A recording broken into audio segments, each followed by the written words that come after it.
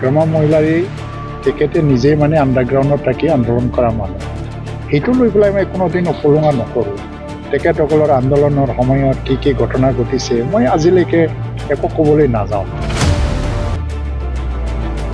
তেওঁ বিচাৰিছে নেকি উত্তেজিত হৈ থাকক বিধানসভালৈকে, মই এইটোৱেই ভাবি আছোঁ যে তেখেতে উত্তেজনাময় এটা পৰিৱেশে বিচাৰি আছে নেকি, যাৰ কাৰণে উত্তেজনা সৃষ্টিয়ে কৰি আছে।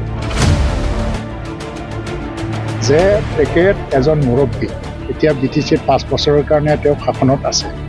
তেওঁৰ দায়িত্ব হ'ল যে কিবা আন্দোলন হ'লে আন্দোলনকাৰী নেতাসকলক মাতি পেলাই সমস্যাটো সমাধান কৰিব লাগে, উত্তেজিত কৰিব নালাগে। মোৰ আগতো সমষ্টি নাছিল, এতিয়াও সমষ্টি মই বাছি লোৱা নাই, এইটো দলে ঠিক কৰিব, কাৰণ এতিয়া এই সম্পৰ্কে ক'বলৈ সময় হোৱা নাই, কাৰণ মই হয়তো বেলেগ ক্ষেত্ৰতো যাব পাৰে। আচ্ছা, যেহেতু এইবাৰ সমষ্টি পুনৰ্নিৰ্ধাৰণ হ'ল বা আপোনাৰ যিটো সমষ্টি পুনৰ বাক্সাত হ'লে আপোনাৰ কিবা অসুবিধা হ'ব নেকি? মই এইটো নাখাওঁ, অসুবিধা নাই, কিন্তু মই কি সিদ্ধান্ত ল'ম পিছত মই দলৰ মজিয়াত কম আৰু এতিয়া নকওঁ। ছাৰ, গ্ৰাম্য মহিলাৰে এটা কথা বাৰু কৈয়ে থাকে যে UG ভ্ৰমণ আণ্ডাৰগ্ৰাউণ্ড, এইটো কি চৰম অপমান কৰা হোৱা নাই নেকি আপোনাৰ? নাই, এইটো নাপায়। যিবিলাক শিক্ষিত মানুহ আৰু পাব্লিক লাইফত থকা নেতৃত্ব দিয়া মানুহ এইবিলাক ক'ব নাপায় উপলুঙ কৰিবলৈ, কাৰণ ডক্টৰ হিমন্ত বিশ্ব শৰ্মা আজি কংগ্ৰেছক আক্ৰমণ কৰে, ৰাহুল গান্ধীক সন্মান সহকাৰে নাম লৈ পেলাই ৰাহুল গান্ধী বুলিয়ে আক্ৰমণ কৰে, আৰু অসমৰ গৌৰৱ গগৈ এনেকৈ উপলুঙা কৰি কোৱা নাই। তেওঁৰ এটা স্বভাৱ আছে, এইটোৱেই মই এইটো লৈ পেলাই ইমান চিন্তাও নকৰোঁ, কিন্তু এইটো নাপায়। এজন তেওঁ মুৰব্বী হয়, কনষ্টিটিউশ্যনেল হেড হয়, আৰু সিদিনা আমাৰ BTCৰ যিটো ছেক্ৰেটাৰিয়েটত ঘটনা ঘটি গ'ল, তাৰ কাৰণে মোক জগৰীয়া কৰিছে, মোৰ হাত আছে বুলি কৈছে। একচুৱেলি মই ইয়াত তেখেতক এটা উপদেশে দিব পাৰোঁ যে তেখেত এজন মুৰব্বী, এতিয়া BTCত 5 বছৰৰ কাৰণে তেওঁ শাসনত আছে।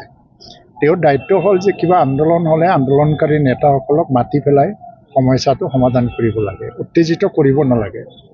কাৰণ উত্তেজিত কৰি থকা যেন দেখিছোঁ, কাৰণ এতিয়া তেওঁ একশ্যন মনত গৈছে, কি কোনো সমস্যা সমাধানত নাই। তো উত্তেজিত কৰি থাকিলেতো পৰিৱেশটোতো বেয়া হ'ব, কাৰ কাৰণে ভাল হ'ব এইটো? কাৰণ তেওঁ যিবোৰ ভাষণ দিয়ে, এটাক কৰে, আক্ৰমণ কৰে, তো তেওঁ বিচাৰিছে নেকি উত্তেজিত হৈ থাকক বিধানসভালৈকে, মই এইটোৱেই ভাবি আছোঁ যে তেখেতে উত্তেজনাময় এটা পৰিৱেশে বিচাৰি আছে নেকি, যাৰ কাৰণে উত্তেজনা সৃষ্টিয়ে কৰি আছে। এতিয়া মই তেখেতৰ ছিনিয়ৰ আছিল, তেখেতক দীৰ্ঘদিনীয়া এটা সংগ্ৰামত লগ পাইছোঁ, তেখেতক দেখিছোঁ, মৰমো কৰিছোঁ। মই আজিলৈকে তেখেতক আণ্ডাৰগ্ৰাউণ্ড বুলি ক'লেতো তেওঁৰ প্ৰকৃতভাৱে গ্ৰাম্য মহিলাৰী তেখেতে নিজেই আণ্ডাৰগ্ৰাউণ্ডত থাকি আন্দোলন কৰা মানুহ সেইটো লৈ পেলাই মই কোনোদিন উপলুঙা নকৰোঁ। তেখেতসকলৰ আন্দোলনৰ সময়ত কি কি ঘটনা ঘটিছে মই আজিলৈকে একো ক'বলৈ নাযাওঁ।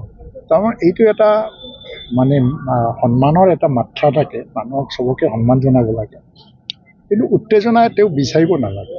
উত্তেজনা সৃষ্টি কৰাটো তাৰ উদ্দেশ্য হ'ব নালাগে। যিবিলাকে কৰিছে এটা জুডিচিয়েল ইনকুৱাৰী দিয়ক, দোষীয়ে শাস্তি পাব যদি কোনোবা আছে, সেইটো মই ক'ব লগা নাই।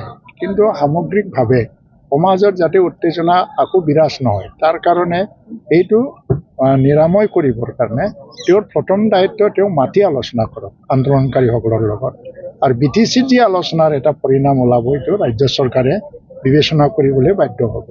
সেইটো নকৰি পেলাই ই এনেকেই কৈ আছে, হয়তোবা সি বহুত কাৰণত কৈ আছে, ভয়ভীত হ'ল নেকি, এই ধৰণৰ এজন মুৰব্বী বা এজন প্ৰশাসকৰ এজন চৰকাৰৰ হেড হিচাপে এই ধৰণৰ ব্যৱহাৰটো ৰাইজৰ কাৰণে কাম্য নহয়।